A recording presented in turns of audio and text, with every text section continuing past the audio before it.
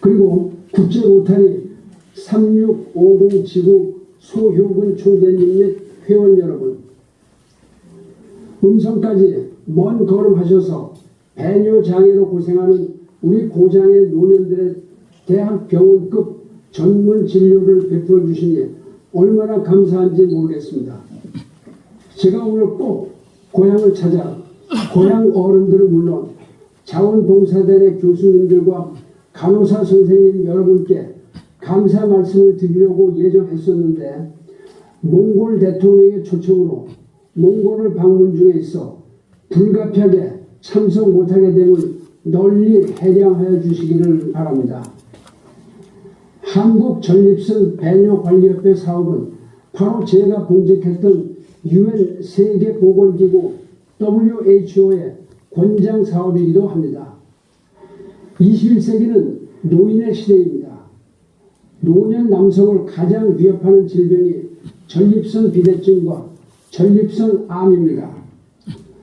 30여 년간 이들 전립선 질환을 홍보하고 진료하는 데 앞장서 오신 한국전립선 배뇨관리협회 봉사에 큰 존경과 박수를 보내드립니다.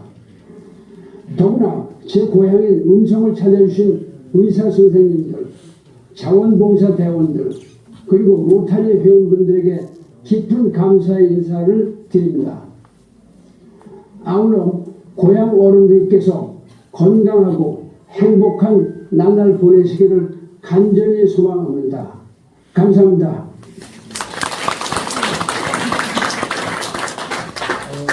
우리 음성 의학과 양상국 교수님의 전립선 질환 건강 강좌가 있겠습니다. 건강한 노후 생활을 위해 교수님의 강의를 잘 들어주시기 바랍니다. 큰 박수로 환영해 주시기 바랍니다.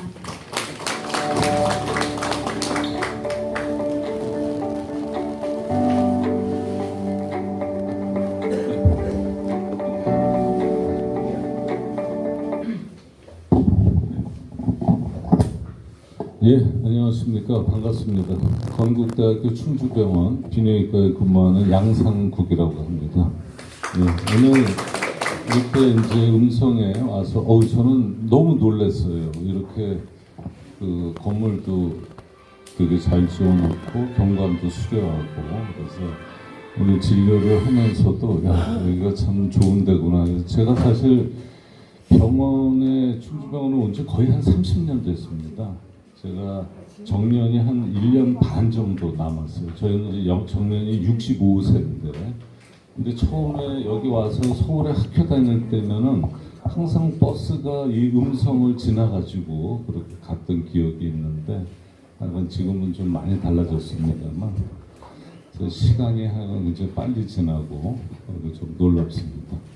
전립선 배뇨장애 건강광자는 아마 이제 여러분들이 매스컴이나 여러 뭐 뉴스나 요즘에 그 인터넷을 통해서 많이 접해 보셨을 거예요. 그래서 제가 가장 중요한 그 기본적인 거를 주로 말씀드리고, 또 궁금하신 점들이 또 있을 수밖에 없죠. 그래서 그런 점에 대해서 제가 아는 한에서 최선을 다해서 답변을 드리도록 하겠습니다. 일단 그 전립선 질환이라는 거는 전립선에 생길 수 있는 그 전립선 비대증, 염증, 그리고 암, 이게 이제 가장 대표적인 질환입니다. 이 전립선은 남자한테만 있어요. 그리고 사실은 전립선이라는 용어가 좀 잘못된 용어입니다. 지금 널리 쓰이고 있어서 고칠 수는 없지만은 이 전자가 앞전자예요. 그리고 이게 서 있다는 설립자고, 그리고 이제 선이라는 거는 분비선이라는 뜻의 선입니다. 그러니까 여성의 유방과 마찬가지로 뭔가를 분비하는 선인데, 이게 이제 그 옆에서 보면은 이 항문, 요 변이 나오는데 앞쪽에 있는 선이다, 선 조직이다. 그래서 전립선이라고 하는 일본식 표현에서 따온 말입니다. 근데 이걸 지금 우리나라 말로 고칠 방법이 없어서 그냥 학회에서나 일반인들도 다 이 말을 쓰고 있습니다. 그래서 이 전립선은 사실 뭐 남성 그 중요한 성기관이기도 하면서, 근데 임신을 시켜서 애를 가지려면 꼭 필요한 조직이에요. 전립선이 없으면 임신을 시킬 수가 없습니다. 정액의 한 30% 정도 구성을 하고, 근데 이제 문제는 나이가 들면서 이 전립선이 가만히 있으면 좋은데 남성 호르몬의 영향으로 점점 커지게 돼요. 이게 참 운명적인 그 변화인데요. 그래서 젊을 때 보면은 어르신들도 느끼지만 소변이 아주 시원하게 잘 나오지 않습니까? 그래서 소변 보는 건 항상 문제가 없었는데 어느 순간부터가 이제 힘을 줘야 되고 끊기고 너도 시원치 않고 자주 보고 자다가 이제 일어나서 보고 이런 문제들이 생기게 되는 겁니다. 그래서 사실은 전립선은 노령 사회에서는 굉장히 중요한 그런 질환일 수밖에 없는 게, 사람이 건강하게 늙어가려면 잘 먹고 잘 자고 그리고 배설도 잘해야 되는데 이 소변 문제가 그런 그 걸림돌을 일으키게 되는 겁니다. 이 전립선 질환은 아까 말씀드린 것처럼 이제 비대증이 사실은 굉장히 큰 그 영역을 차지하고, 이제 이 중에 이제 암이 있죠. 그래서 오늘 건강검진 받으신 제일 큰 목적 중에 하나도 전립선 암을 조기에 진단하는 거예요. 그래서 오늘 피 검사 다 하지 않으셨습니까? 거기서 전립선 특이 항원 검사를 하고 또 초음파 검사에서 전립선이 얼마나 커져 있는지, 그러니까 본인의 혈압이나 당 수치는 알면서 또 전립선 크기도 이제 알아놓으시면 굉장히 유용합니다. 이게 앞으로 얼마나 더 클지, 그리고 이제 얼마나 소변이 잘 안 나올지 이거를 좀 예측할 수 있기 때문에 오늘 검진을 통해서 유용한 정보를 얻으시면 꼭 그 본인 그 건강 정보를 기록을 해 놓으시기를 제가 추천드려요. 그게 나중에 또 검사를 할 때 변화가 어떻게 됐는지를 비교를 하는 게 매우 중요합니다. 자, 전립선 비대증은 여기서 나온 것처럼 이 40대까지는 거의 뭐 변화가 없어요. 근데 여기 지나면서부터 커지는데 60대 넘어가면서 커지는 속도가 빨라요. 이게 많은 걸 시사합니다. 그래서 사실은 커지긴 커지는데 40대부터 본격적으로 커지고 60대 넘어가고 70대 넘어가면서 더 빨리 크기 때문에 소변 보는 게 문제가 생기는 게 대부분 60, 70, 80대에 많이 생깁니다. 일찍 생기는 분들은 40대부터도 생겨요.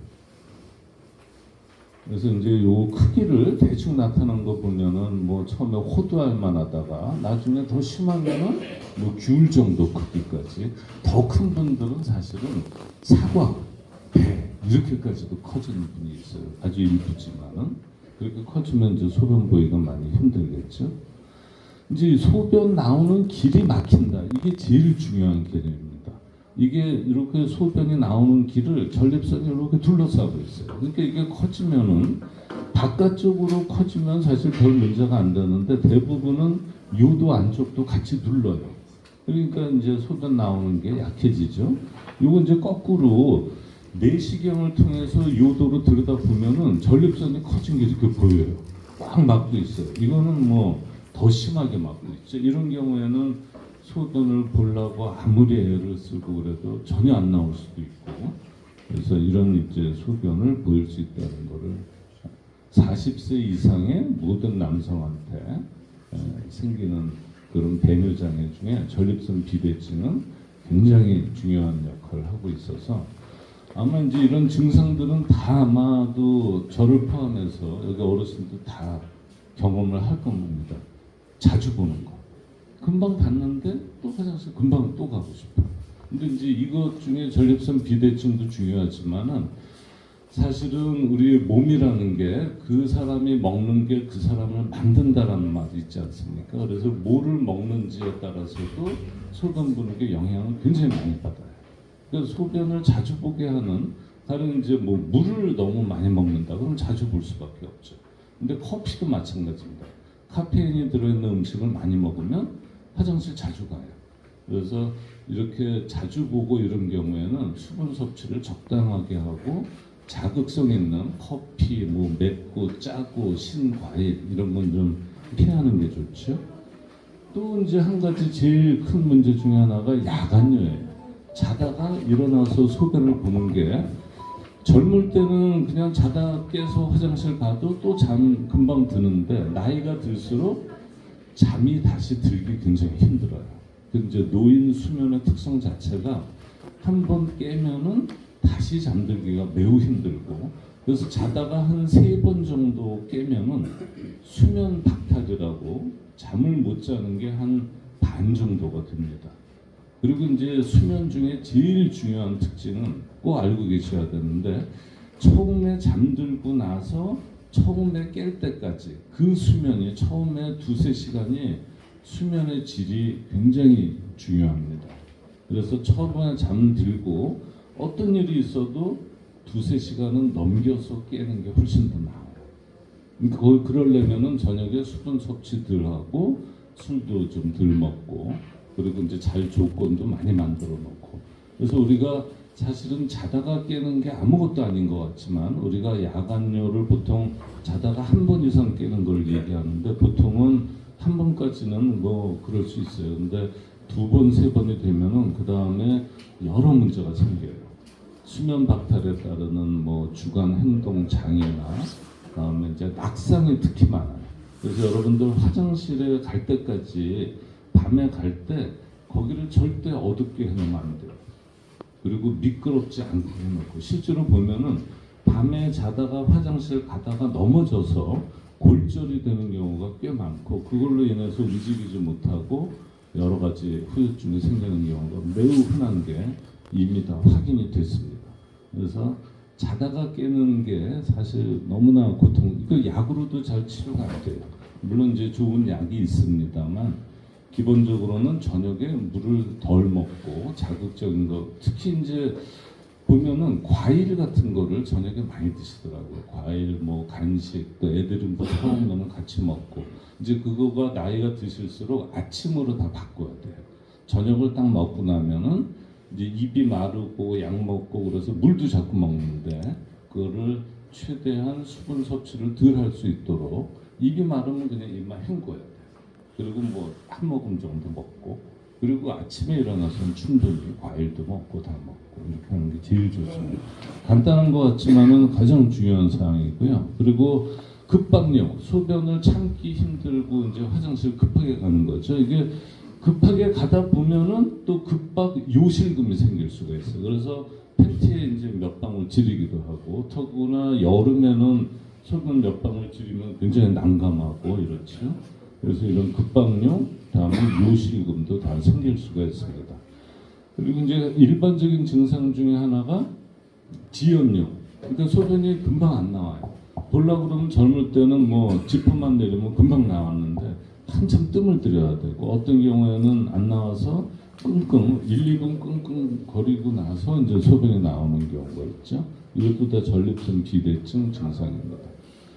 그래서 이제 이게 증상이 심하면은 이제 화장실 미리 어디 가면은 자주 가니까 화장실 또 갈 때까지 시간이 걸리면 지리기도 하니까 화장실이 어디 있는지 이제 그 확인하는 거를 꼭 습관적으로 하게 되죠. 이러면은 이제 치료를 빨리 시작하는 게 좋습니다. 근데 만약에 전립선 비대증을 그냥 치료 안 하고 놔둔다, 그러면 어떻게 되냐? 이게 이제 그 결정적인 그 아주 모식도예요. 이 소변이 여기서 안 나가니까 방광이 자기의 맡은 소임, 방광의 2가지 기능은 소변을 저장하고 배출이에요. 그러니까 배출을 시키기 위해서 나름대로 엄청 열심히 일을 합니다. 방광이 압력을 높여가지고 쥐어짜는 거예요. 그렇게 되면은 소변이 조금 나올 수는 있죠. 근데 비대가 심하면은 이게 이제 소변도 다 안 나가고 잔뇨도 계속 생기고, 남아있는 그 소변 때문에 염증도 생기고 결석도 생기고, 방광 계실이라고 너무 지쳐가지고 방광에 그 점막이 혹처럼 확 불어나는 그런 것도 생기고, 결국에는 콩팥이 나빠져요. 그래서 과거에는 사실 전립선 비대증 때문에 신장이 나빠지는 경우가 굉장히 많았어요. 근데 지금은 약도 좋아지고 치료도 빨리 받으시니까 이런 경우까지는 거의 없는데, 하여간 방광 쪽의 변화는 아직도 굉장히 많습니다. 기본 검사는 오늘 이제 하신 그 설문지 하지 않았습니까? 그 설문지가 가장 기본적인 검사예요. 거기 이제 자주 보고 얼마나 급하게 보고 자다가 몇 번 보고 소변 줄기가 어떻고 이런 설문지를 통해서 우리가 점수화를 할 수가 있고, 그리고 우리가 이제 오늘 한 그 초음파 검사로 전립선 크기를 정확하게 알 수 있어요. 전립선 크기를 정확하게 알 수 있는 가장 쉬운 검사가 초음파 검사입니다. 그리고 초음파 검사는 이제 뭐 비용 발생이 되는데 오늘 마침 다 초음파 검사 무료로 진행이 되니까 본인의 전립선 크기는 꼭 확인해서 나중에 이제 우편 통지가 올 거예요. 그러면은 꼭 기록을 해놨다가 보기 한 2년 뒤에, 3년 뒤에 크기가 어떻게 변했는지 본인이 확인을 해야 돼요. 뭐 혈압, 혈당 마찬가지지 않습니까? 본인이 관심을 가져야지 그만큼 더 관리를 잘할 수가 있어요. 그리고 뭐 소변 검사 이런 것도 오늘 하게 되죠. 이게 그 전립선 그 증상 점수표입니다. 아까 다 말씀드렸네요. 남아있는 것 같은 느낌, 2시간 이내에 또 보는 거. 그래서 소변 보는 횟수는 하루에 한 8회까지는 정상으로 쳐요, 우리가. 물론 먹는 양이나 커피 뭐 많이 먹고 술 먹으면 더 자주 보지만은 그렇지 않은 상황에서는 8번까지는 정상인데 뭐 10번, 어떤 경우는 20번, 어떤 경우는 30번도 있어요. 그리고 자다가 깨는 것도 아까 말씀드린 것처럼 한 번 정도까지는 나이가 들면 그럴 수 있는데 2번이 넘어가면 그건 좀 치료를 적극적으로 해야 됩니다. 아까 말씀드린 것처럼 소변 줄기 끊어지는 경우, 참기 어려운 경우, 약하게 나오게, 그리고 금방 나오지 않아서 아랫배에 힘을 주는 경우, 자다가 깨는 경우, 이제 이 증상을 이제 점수표로 만드는 게 국제 전립선 증상 점수표죠. 그래서 이것도 이제 약을 쓰면은 얼마나 좋아졌는지 한번 본인이 비교를 해보면 되죠. 직장 수지 검사는 이 앞에 직장 앞에 있는 전립선을 저희가 손을 넣어가지고 그 표면을 촉진하는 거예요. 이렇게 하면은 이제 여기에 두들두들하거나 딱딱한 암이 의심되면 우리가 금방 의심을 할 수가 있고 필요하면은 조직 검사를 이제 확인할 수가 있죠. 소변 검사는 여러 가지 검사 중에 가장 간단하면서 가장 많은 정보를 얻을 수 있는 검사죠. 이거 보면은 뭐 염증이 있는지 아니면은 그 뭐 당뇨가 있는지 단백뇨가 있는지, 특히 이제 비뇨기과에서는 피가 나오는지, 혈뇨가 굉장히 중요합니다. 혈뇨는 방광암하고 직접적인 연관성이 많아가지고 요거를 이제 쉽게 알 수가 있으니까 여러분들 소변 검사는 제 생각에 1년에 한 번은 최소한 꼭 해가지고 이상이 워낙 값도 싸고 간단한데 얻을 수 있는 정보가 굉장히 많아요. 꼭 해보시길 좀 권장드립니다. 자, 전립선 특이 항원 검사. 요거는 우리가 보통 병원마다 기준이 틀린데 한 4 정도를 기준으로 삼고 있어요. 4 이하면은 전립선은 비대가 있고 4가 넘어가면은 암의 가능성이 있다. 근데 10 정도까지는 뭐 암일 수도 있고 비대일 수도 있고, 근데 보통은 10이 넘어가면은 암을 강력히 의심을 해요. 근데 이것도 이제 1년에 한 번, 2년에 한 번 꼭 검사를 해야지만 우리가 알 수가 있죠. 그래서 이제 암 같은 경우에는 이렇게 이제 수치가 많이 올라가는 걸 나타내죠. 오늘 여기 얘기한 특수 검사라는 게 다 이제 여러분이 요 밑에 2가지만 빼놓고는 다 하신 거예요. 저희가 요 역동학 검사나 내시경 검사는 이제 전문으로 하는 병원 아니면은 병원가에서는 좀 하기 힘든 검사인데 방광 기능이 어떤지, 내시경 소견이 어떤지 요거는 보통 분들은 할 필요가 없고, 요 위에 소변 검사, 그다음에 잔뇨 측정, 요속 검사까지 포함하는 거죠. 그리고 초음파 검사, 이거는 이제 오늘 했으니까 그 결과를 잘 참고하셔서 진료를 받으시기 바랍니다. 소변 줄기 검사는 굉장히 간단해요. 소변 줄기가 얼마나 센지 약한지 우리가 이거 알 수 있는 방법이 있나요?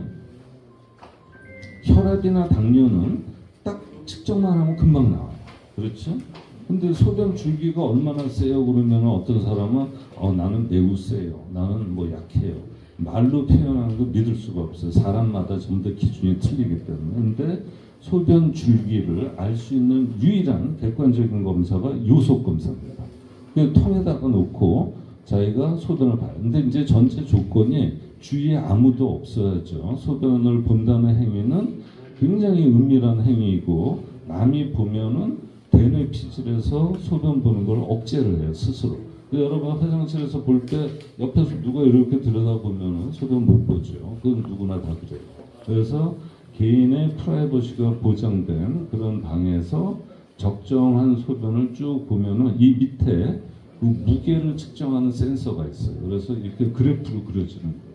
그럼 금방 알아요. 이게 지금 10, 20에서 25 정도의 요속을 보이고 그래프도 아주 뭐 빨리 떨어지고 정상이다 이렇게 얘기를 하는데 전립선 비대증 환자는 이게 소변을 볼 때 여기까지 올라갔다가 여기서 더 안 올라가요. 그리고 소변이 약한 상태로 찔찔찔찔 보고 더 큰 문제는 소변을 보다가 여기서 끊겨요.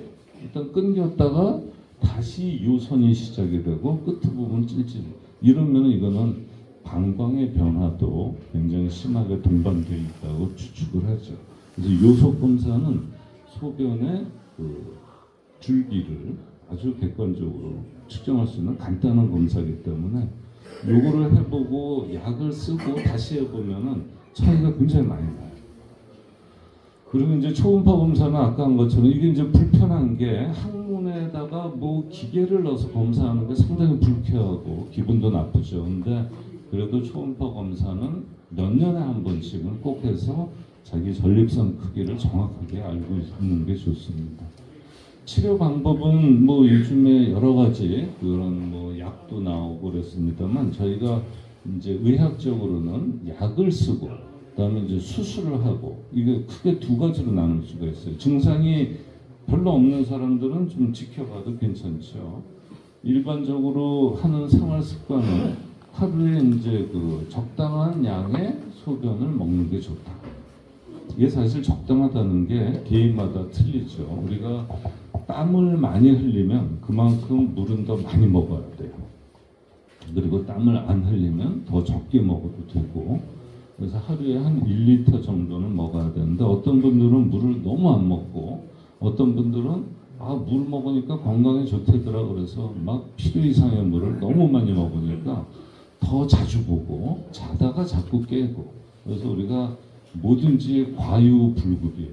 적당하게 먹고 적당하게 소변을 보는 게 제일 중요하죠. 그리고 이제 카페인이 자꾸 나오죠. 이게 카페인이 보면은 이게 이 대뇌 피질을 자극하고 기운도 나게 하고 여러 가지 이제 커피를 저희도 진료하다 보면 깜짝 놀랐는데 하루에 커피 몇 잔 드세요? 그러면은 뭐 7, 8잔 드시는 분들이 굉장히 아직도 많으세요. 그래서 아니 왜 이렇게 많이 드세요? 근데 그분이 당뇨도 있고 소변도 자주 보고 우리가 당뇨에도 믹스 커피에 들어있는 그 당이 굉장히 안 좋은데 뭐 한두 잔이면 괜찮을 수 있지만 7, 8잔이면 너무 많거든요. 근데 그분 하는 말씀은 대부분 아니 뭐 나 혼자 먹었는데 또 친구도 오고 아는 사람도 오고 하다 보면은 자꾸 그렇게 먹는다 그러면 그거는 빨리 줄이시는 게 좋다 이렇게 얘기해요. 커피를 많이 먹으면 소변은 자주 가요. 우리가 기본적으로 먹는 게 많으면 대변도 많아지고 소변도 많아져요. 카페인은 더 자극을 하고 방광을 자극하기 때문에 그리고 이제 우리가 혈압약을 먹는 것 중에 이뇨제가 있습니다. 이뇨제는 소변을 많이 만들어내게 하는 거니까 뭐 소변량이 많아지죠. 그래서 요거는 사실 혈압 조절할 때 내과 선생님하고 상의를 해가지고 이뇨제를 꼭 써야 된다 그러면은 복용 시기를 좀 조절을 할 수가 있어요. 그래서 본인이 최대한 불편하지 않게. 그래서 약간 이런 뭐 콜라, 티 이런 이제 음식이 너무 많은데 이거 뭐 다 일일이 열거하기 힘들고 어떤 분들은 신과일, 과일만 먹으면 소변 자주 보고 그렇다. 그럼 과일 끊으시라. 그리고 어떤 분들은 이제 뭐 이제 차 있잖아요. 차가 건강에 좋다고 그래가지고 너무 많이 드시니까 자다가 자꾸 깨고 그래서 뭐든지 나이가 들수록 제 생각에는 먹었는데 안 좋다 그러면 먹는 거를 먼저 조절해야 돼요. 이게 좋대더라 해서 요즘에 먹는 거에 너무 그냥 좋은 음식이 많고 그래서 사실 요즘에는 너무 잘 먹어서 생기는 병이 너무 많아요. 적당하게 먹고 차라리 의학적으로 봤을 때는 조금 덜 먹는 게 훨씬 더 좋은 경우가 많습니다. 그리고 이제 그 술 가장 대표적인 거죠. 이거는 뭐 소변도 많이 만들어내게 되고, 그리고 이제 술을 먹고 소변이 아예 불통이 돼가지고 급성 요폐가 오는 분들이 꽤 있어요. 근데 친구들하고 먹다가, 왜냐하면 방광이 처음에는 열심히 일을 하려고 그러다가 술 알코올 농도가 높아지면 이제 그 방광도 마취가 돼요. 그래서 자기가 할 일인 소변을 배출하는 일을 열심히 하려다가 방광의 소변이 한 600, 700cc 차면은 그 다음부터는 이 평활근이 확 늘어나요. 과팽창돼서 소변을 못 봐요. 근데 이런 경우가 이제 술 때문에. 그리고 또 한 가지 대표적인 게 감기약이에요. 감기약. 여러분도 아마 경험해 보신 분도 있어요. 콧물약을 먹었더니 소변이 잘 안 나온다. 이런 경우가 굉장히 많은데, 사실 이비인후과에서도 이걸 좀 이렇게 염두에 두고 처방을 하는 게 좋을 것 같아요. 평소에 소변을 그럭저럭 힘들게 봤어요. 근데 감기약을 먹었더니 소변이 너무 약하게 나오고 이런 경우가 꽤 있습니다. 그래서 진짜 소변 힘들게 보시는 분들은 감기약 처방 받을 때 나는 소변이 잘 안 나오니까 그런 건 좀 피해서 처방해 달라고 말씀드리는 게 좋죠. 아까 얘기한 뭐 과일이나 특히 이제 우리가 이 변하고 소변이 굉장히 관계가 많아요. 젊을 때는 사실 별 상관이 없는데 애들일 때, 그리고 이제 나이가 60, 70 넘어가면서부터는 변비가 있으면 소변도 잘 안 나오고, 소변이 잘 안 나오면 또 변비도 잘 생기고, 그래서 이 두 개의 상관성이 많기 때문에 의외로 또 변비가 있는 분들은 변비만 치료해도 또 소변이 잘 좋아지는 경우가 꽤 있습니다. 약물 치료는 뭐 오늘 이렇게 처방이 가능한 약 중에도 여기 있는데, 흑이를 죽이는 약, 이 항남성 호르몬제하고 그다음에 이제 알파 차단제 또는 교감신경 차단제, 이 두 가지 약제가 가장 대표적인 거예요. 오늘 이제 처방이 가능한 걸로 알고 있습니다. 뭐 약품명은 굉장히 많은데 뭐 종류가 사람마다 틀리죠. 그리고 수술하는 방법은 내시경을 이용해서 커진 전립선을 이렇게 긁어내서 통로를 넓혀주는 방법이 있고요. 그다음에 요즘에 이제 전립선 결찰사를 이용한 방법이라고 해서 이 실을 이용해서 전립선 요도를 넓혀주는 방법이 있어요. 근데 이게 보험이 안 되고 값이 비싸고, 이거 사실은 제일 좋은 게 사정 장애를 보존하는 그런 역할은 아주 좋습니다. 근데 나이가 들어서 뭐 성생활이 활발하고 사정액이 나오는 거에 굉장히 집착을 하는 분이 되면 이 수술도 고려할 수 있는데, 이 효과가 좀 상당히 제한적이에요. 그래서 돈에 비해서는 효과는 크지 않다. 그러나 본인이 사정 기능은 꼭 보존하고 싶다.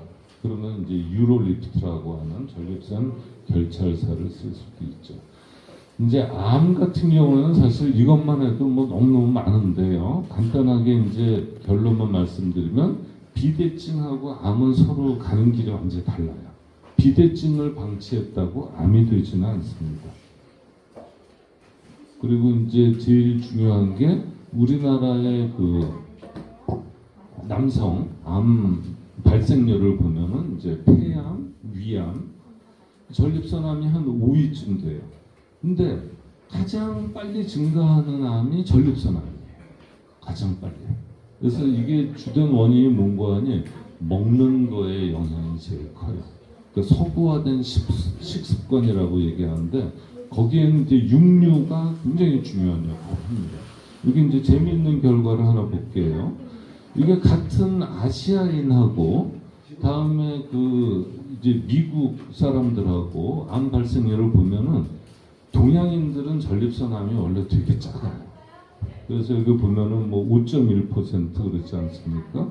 그런데 여기 저 2.9%, 그다음에 중국인도, 상해에 사는 중국인은 1.8%. 이것뿐이 안 되는데, 그 사람이 한국 사람이 미국 LA에 가서 살았을 때는 전립선암이 11%로 확 증가해요. 중국 사람이 상하이에 살았다가 하와이로 가서 LA로 가서 살았더니 16%에서 25%로 확 증가해요. 이거는 이제 그 종족 자체는 암이 덜 생기는 아시아 종족이라 하더라도 그 지역에 가면 그 지역 음식을 먹잖아요. 근데 주로 이제 저런 음식들이 육류가 많이 들어있는 음식을 먹다 보니까 전립선 암도 그거에 맞춰서 아주 많이 발생한다는 결정적인 증거입니다. 그래서 한국 사람들 원래 전립선 암이 이렇게 많지 않은데 서구화된 식습관 때문에 요즘에는 전립선 암이 가장 먼저 빨리 증가하는 암이 됐고, 그 육류 섭취는 적당하게 하는 게 좋죠. 침생검은 이제 암이 의심될 경우에 전립선의 조직을 한 10군데 정도 이렇게 가느다란 바늘로 찔러서 떼어내서 이제 현미경으로 들여다봐서 암세포가 있는지 확인하는 거예요. 근데 보통 전립선 암이 한번 생기는데 금방 생기는 게 아니고 뭐 한 25년 그리고 뭐 15년 정도 지나야지 암이 생긴다고 그래요. 그래서 보통 암들이 뭐 오늘 잘못 먹었다고 내일 생기는 게 아닙니다. 그게 다 25년, 뭐 30년 전에 것들이 쌓이니까 이게 음식 같은 경우는 특히 육류, 이제 이런 거 탄 음식 이런 거는 좀 나이가 드실수록 덜 먹어야 되는 거 확실합니다. 전립선 암은 사실은 미국 흑인이 가장 많아요. 인종적으로 흑인이 압도적으로 많고, 그다음에 서양인들 생기고, 동양인은 원래 굉장히 작았는데 식습관 때문에 이렇게 많이 생긴다는 거예요. 그리고 전립선 암은 요즘에는 이제 생존율이 많이 좋아졌어요. 사실은 전립선 암 치료가 요즘에 뭐 방사선 치료, 수술 치료, 로봇 치료 뭐 여러 가지가 있어가지고 국내에서는 뭐 이런 시술들 각 대학병원에서 다 열심히 잘 하고 있어가지고 사실 사망률은 어떻게 보면은 제일 낮은 암 중에 하나입니다. 이제 전립선을 통째로 떼어내는 이제 개복을 해서 하는 수술도 있고 복강경으로 하는 수술도 있고 로봇 수술. 근데 이제 로봇 수술 그러면은 많은 분들이 로봇가 이렇게 나와서 수술하는 걸로 하는데 이게 다 사람이 여기서 손으로 조작을 하는 거예요. 그러면은 여기 끝에 있는 로봇 팔들이 안에 들어가서 봉합하고 자르고 하는 거를 대신해주고 수술 시야를 굉장히 확대를 해서 하기 때문에 출혈이나 이런 게 적고 회복이 빨라요. 근데 모든 수술이 로봇 수술이 좋은 게 아니에요. 어떤 경우에는 개복 수술이 더 좋고, 그리고 여기 보면은 이제 방사선 치료도 사실 우리나라에서는 좀 덜 되고 있어요. 왜냐하면 방사선 치료는 지루하거든요. 근데 유럽 쪽에서는 많이 돼요. 왜냐하면은 그쪽 나라는 최대한 그 장기를 살리고 보존하는데 목적을 두고 치료를 많이 해서, 근데 미국이나 우리나라는 뭐든지 문제가 있으면 띄어내버리는 절제술을 많이 해요. 이제 국가적인 차이가 있죠. 근데 뭐 성격이 급한 것도 있고, 그래서 우리가 전립선 암이 의심되는 경우에 사실은 지켜봐도 될 게 있습니다. 지켜봐서 그냥 그 상태로 가면 놔둬도 되는 게 있는데, 이제 자기 몸에 암이 있다고 하는 사실을 참지를 못해요. 이거 어떻게 하면, 그래서 빨리 떼어내는 게 속이 시원하죠. 그래서 암 수술이 필요 없는 암 수술이 일부 있는 것도 사실입니다. 그리고 이제 오늘 오신 분 중에 그 박동수 교수님이라고 있는데, 그분이 브레키세라피라고 방사선 동위원소를 요 안에다가 심어서 하는 수술을 제일 많이 했어요. 여기가 이제 그걸 표시를 하는 거예요. 이거는 전립선 요 방사선을 외부에서 주는 게 아니고 안에서부터 찔러가지고 스스로 이제 방사선을 그래서 조직을 다 파괴하는 거기 때문에 이런 수술법도 사실은 굉장히 눈여겨볼 만합니다. 그리고 뭐 냉동 치료, 열 치료 등등등 있는데, 그리고 이제 이때 암일 때 쓰는 거는 또 이런 그 이상한 이름의 항남성 호르몬제, 뭐 황체 형성 호르몬, 분비 호르몬 작용제, 뭐 기항제 이런 것들을 쓰고 있고, 필요한 경우에는 이 약을 이제 계속 써서 도움을 받을 수가 있죠. 전립선 암은 남성 호르몬이 없으면 안 생겨요. 그러니까 옛날에 궁중의 내시들은 다 고환을 제거했잖아요. 그 사람들은 전립선 암이 하나도 없어요. 근데 남성은 남성 호르몬이 있기 때문에 남성 호르몬에 의존적인 전립선 암이 생겨요. 그래서 약을 치료하는 것도 남성 호르몬을 억제해주고 차단해주는 이런 약을 쓰는 겁니다. 자, 뭐를 먹어야 좋을지 이것도 하면은 이게 뭐 전립선에만 특별히 좋은 거는 제 생각에는 없다고 생각해요. 이제 그나마 알려진 게 토마토, 과일, 야채. 근데 일반적인 그 혈관 건강 지키는 음식하고 거의 비슷해요. 가장 아까 얘기한 것처럼 붉은 고기, 튀긴 음식 이런 거는 뭐 전립선 암을 확실히 증가시키는 걸로 이미 전 세계적으로 입증이 됐고, 콩, 두부, 우리나라 전통 음식들, 야채, 나물 이런 게 사실은 전립선 건강에 제일 좋은 것 중에 하나예요.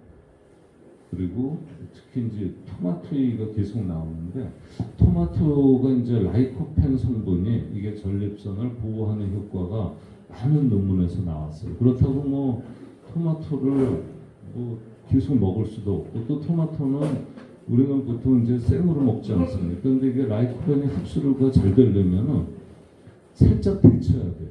그러니까 익힌 토마토 먹어보신 적 있어요? 그게 근래에 와서는 조금 먹는데, 진짜로 잘 먹으려면 살짝 데펴가지고 익혀서 먹는 게 더 효과가 좋다. 뭐 셀레니움, 비타민 E 뭐 여러 얘기가 나옵니다만, 자, 전립선 건강 10대 수칙, 이거는 뭐 모든 그 비뇨기과 의사들이 다 공감하는 10대 수칙이에요. 소변을 지나치게 참지 말아라.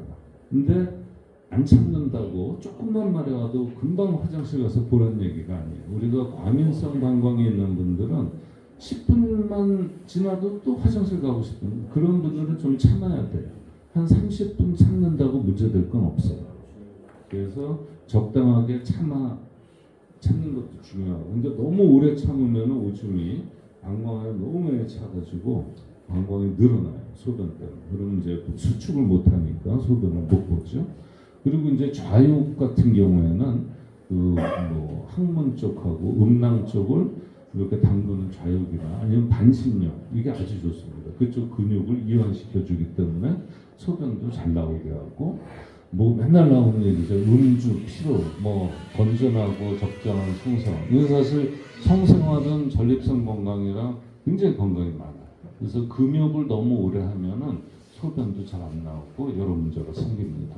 그리고 이제 요 약물 중에 특히 감기약 이런 거는 이제 피하고, 뭐 운동을 열심히 하고, 과일 야채 먹고, 동물성 지방은 덜 먹고, 이제 밑에 빨간 줄이 제일 중요하죠. 뭐 매년 한 번 전립선 특이 항원 검사를 최소한 1년에 한 번, 2년에 한 번은 받아서 암을 조기에만 발견하면은 뭐 이 경과가 굉장히 좋기 때문에 빨리 발견하는 게 제일 중요하겠습니다.